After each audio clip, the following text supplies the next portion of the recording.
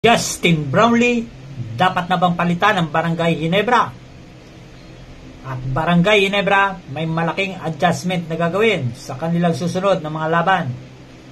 Pero bago mga balitang yan, pakisubscribe naman po ang aking YouTube channel, Ronda Toda.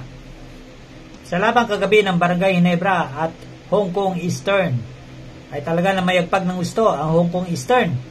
Hindi man lang lumamang ang Barangay Ginebra mula first quarter hanggang umabot ng fourth quarter hanggang natapos ang full game, ay hindi man lang nakalamang ang Barangay Ginebra.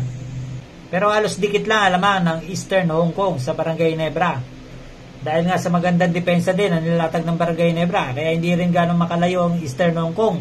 Si Japet Aguilar, Scotty Thompson at Stephen Holt lang ang bumubuhat sa Barangay Ginebra. Napakalaking kakulangan ng produksyon ni Justin Brownlee. In the past 3 games ng Barangay Ginebra, ay talagang unti-unti nakikita ng mga tao na talagang pababa ang production ni Justin Brownlee. Talagang matanda na si Justin Brownlee at hindi na niya kaya maglaro sa PBA. Dahil pisikalan talaga ang laro sa PBA. Especially, talagang binabantayan talaga ng gusto si Justin Brownlee, kagaya kagabi.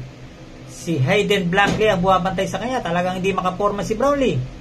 Yan ang mahirap kay Brownlee. Kapag nabantayan na siya, hindi na siya makapag-create ng kanyang move. Nawawala na yung kumpiyansa niya. Hindi makuha makapag-adjust ni Justin Brownlee dahil sa tindi ng depensa sa kanya. Hanggang nasisira na lang yung laro niya. Nawawala na siya ng kumpiyansang tumira. At halos mga baldog na lang yung mga tira niya. Mga 3-point shot niya, mga open 3-point shot niya, halos hindi rin pumapasok. Talaga napakababa ng production ni Justin Brownlee kagabi. At saka ng mga nakarang mga laban.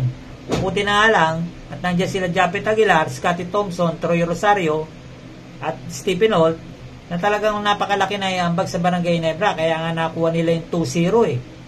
Kaya ngayon may talo na sila, kaya 2-1 record ng Barangay Ginebra. Sa mga susunod na laban ng Barangay Ginebra ay patindi na patindi yung kompetisyon. Halos malalakas na team ang naka-line up. Nandiyan na San Miguel Beer, Tok Intex, Meralco. Talagang mahihirapan ng Barangay Ginebra kapag hindi nakapag-adjust si Justin Brownlee. Marami nga nagsasabi na papalitan na si Justin Brownlee dahil hindi niya kaya eh. Dito pa tayo sa isa pa nating balita. Barangay Ginebra may gagawing malaking adjustment. Sa nangyari kagabi kay Japet Aguilar ay may posibilidad na baka hindi siya makalaro sa mga susunod nilang laban.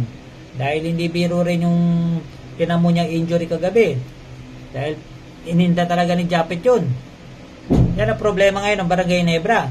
Yung kakulangan ng malalaking player ng sentro. Gaya niya, injured pa si Isakgo. Halos si Troy Rosario na lang matitirang center kung di pa makalaro si Japet. Kaya malaki ang tsansa na baka i-activate na si Jamie Malonzo or si Jeremiah Gray. Kailangan ng Barangay Ginebra ngayon yung makakatulong sa scoring. Lalo na ngayon, pasama yung outside duty ng Ginebra. At hindi rin maganda nilalaro ni Justin Brownlee. Kaya kailangan na nilang i-activate yung kanilang mga key player. Sa kondisyon naman ni Jamie Malonzo, halos physically fit na siya para makapaglaro. Sumasabay na rin siya sa ensayo. Ay kailangan na ni Jamie Malonzo ngayon yung kumpiyansa. Kaya kung ako kay Coach Tim ko, i-activate ko na si Jamie Malonzo or si Jeremiah Gray. Kaya napaka-solid ng Barangay Ginebra kapag nagsabay-sabay ang mga player na yan.